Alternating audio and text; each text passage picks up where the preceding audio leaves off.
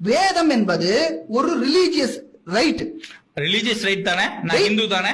ஐயோ, அப்புறம் என்ன sir religious right? Hindu wait a minute. இந்துவா இருக்கிற எல்லாரும் இல்ல, இந்துவா இருக்கிற எல்லாரும் வேதத்தை ஏற்கணும்ன்ற அவசியம் இல்ல. ஓகே, அதனால நான் இந்துன்னு வார்த்தையை சொல்றது கிடையாது. ஓகே, நான் சனாதனி வைதிக மதம் தான் நான் சொல்றது. நான் இந்துன்ற வார்த்தையை ஏற்கிறதே கிடையாது. இந்துன்ற வார்த்தை இந்த நாட்டில் இருக்கிற பல பல பல மதங்களுடைய கூட்டு. பல என்ன சொல்லுங்க என்ன அர்த்தம்?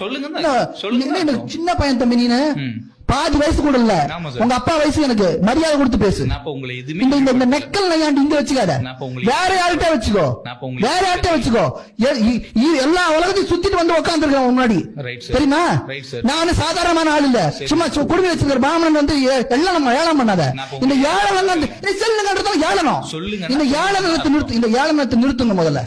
இந்த ஏளனம் பண்ணினா, இந்த ஏளனம் பண்ணினா, இந்த உங்களை யாரையுமே ஆதிக்கம் பண்ணல.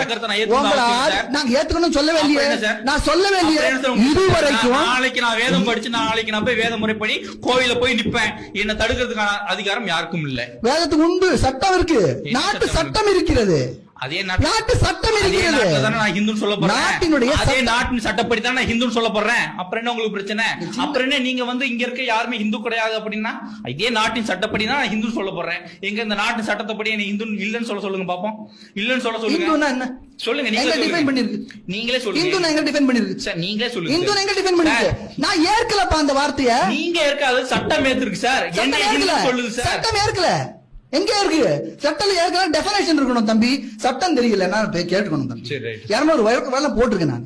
சரியா? வழக்கு போட்டு 200 நானே வாதாடுறேன் எல்லா வழக்கையும்.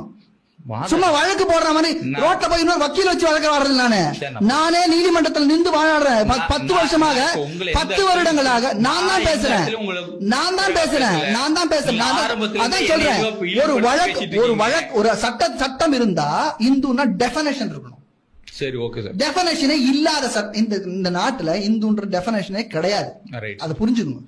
டெஃபினேஷன் இல்லாத ஒரு